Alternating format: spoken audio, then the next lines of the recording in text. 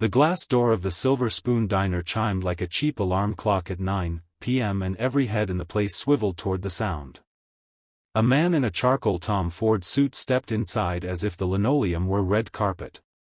Behind him, two bodyguards in identical black windbreakers loomed like bookends. The man's cologne arrived before he did, oud and money.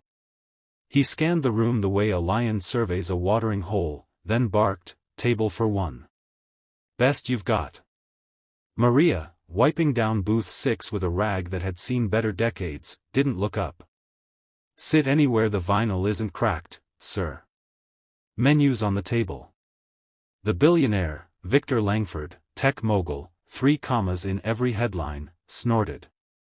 "I don't wait. I don't sit on cracked vinyl.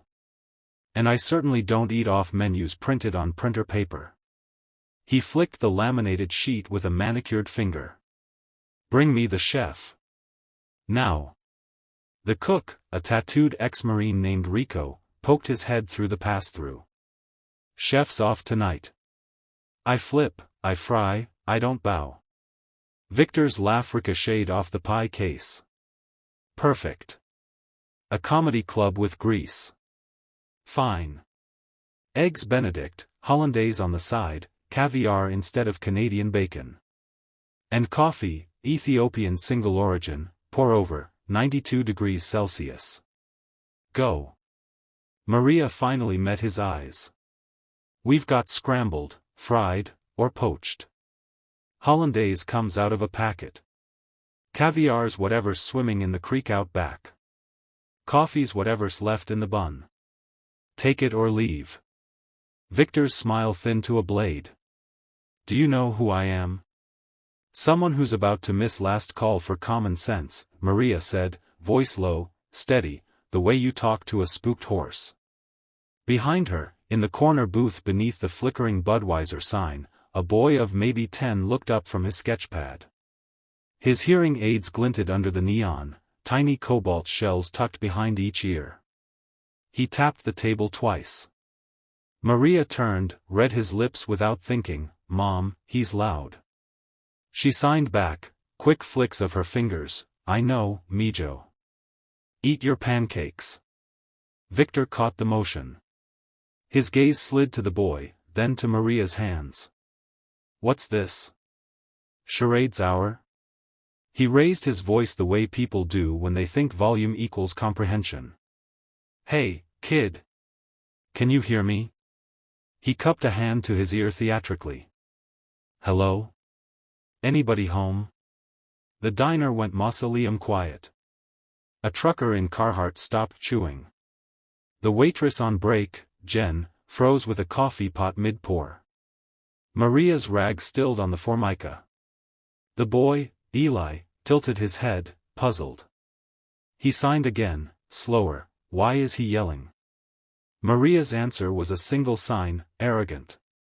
Victor clapped once, delighted. "Talk to my deaf son," he mocked, pitching his voice into a nasal falsetto.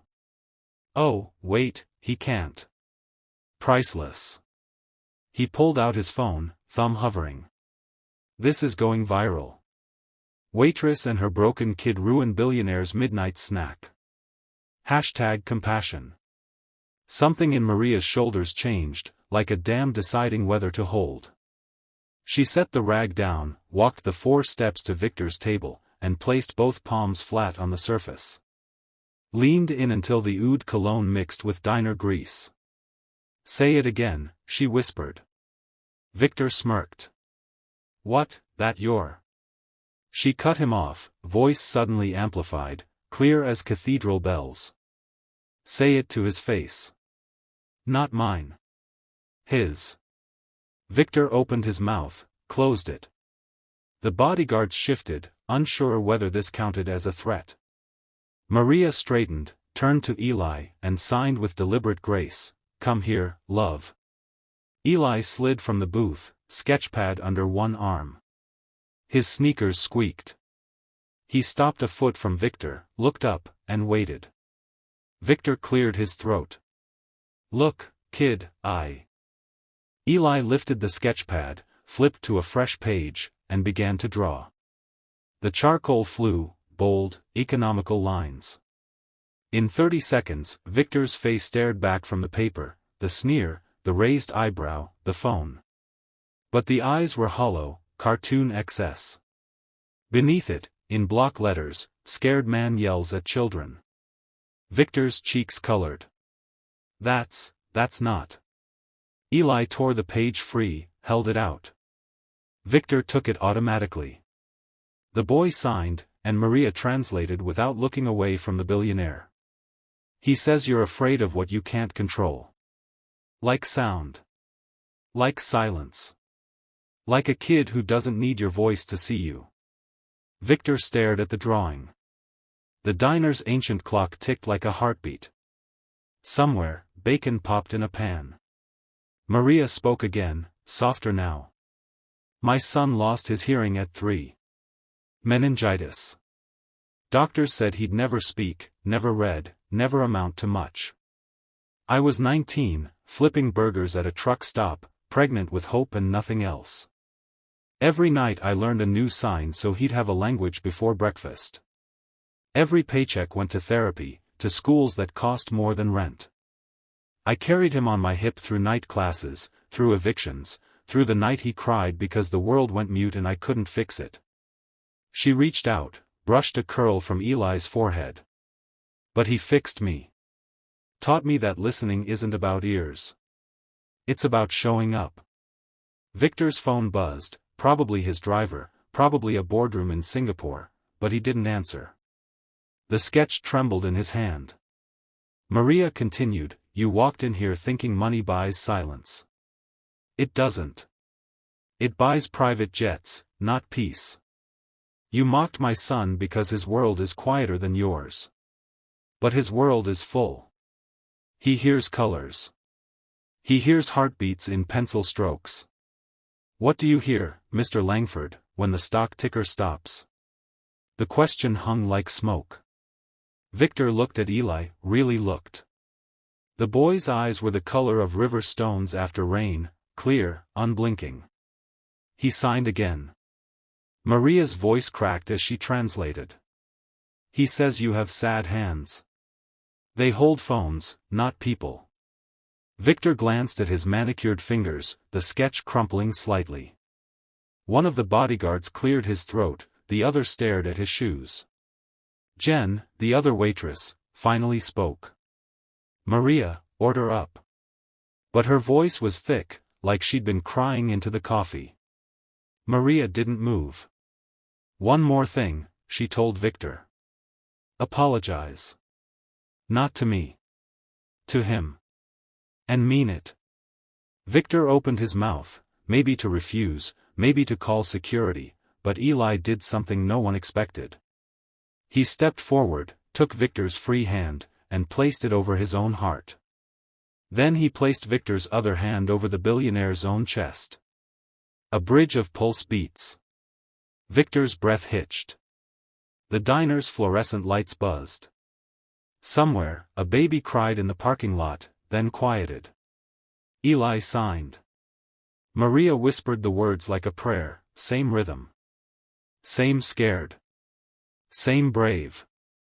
Victor's knees buckled, not dramatically, just enough that he sat hard in the booth. The vinyl sighed. He looked at the sketch again, then at Eli. His voice, when it came, was stripped of bravado, raw as a stripped wire. I'm sorry. He faced the boy. I was cruel. You didn't deserve that. Eli studied him a long moment, then nodded once. He took the sketch back, flipped to a new page, and drew again. This time, Victor's face, but the eyes were open, alive. Beneath it, a single word, friend? Victor laughed, a sound like breaking ice. Yeah. Yeah, kid. Friends. Maria exhaled, a sound she hadn't known she was holding. She ruffled Eli's hair. Pancakes for the table. On the house. Rico hollered from the kitchen, I'm not made of syrup, but he was already pouring batter shaped like Mickey Mouse ears. Victor stayed. He ate scrambled eggs with ketchup, drank coffee that tasted like burnt pennies, and listened, really listened, as Eli showed him how to sign "thank you, please, and I see you." The bodyguard sat awkwardly at the counter, demolishing pie. Jen filmed nothing. Some moments are too sacred for likes. By 1 a.m., the diner smelled like maple and possibility. Victor pulled out his wallet, thick as a paperback, and slid a black card across the table. "For the boys' school. Whatever he needs." Maria pushed it back. "He needs people who show up, not checks that cash silence." "But," she glanced at Eli, who was teaching one bodyguard to fingerspell his name. "There's an art program for deaf kids downtown. They meet Saturdays. Could use a guest who knows charcoal from caviar." Victor's eyes glistened, maybe allergies, maybe dawn through greasy windows. I draw. Badly. But I draw." "Then draw with him," Maria said. "Every Saturday. No cameras. No hashtags. Just you, him, and the quiet." Victor nodded. The card stayed in his wallet. As the sun rose pink over the interstate, Victor Langford, billionaire, disruptor, former jerk, stood outside the diner with a paper sack of leftover pancakes and a charcoal-smudged handprint on his Tom Ford sleeve.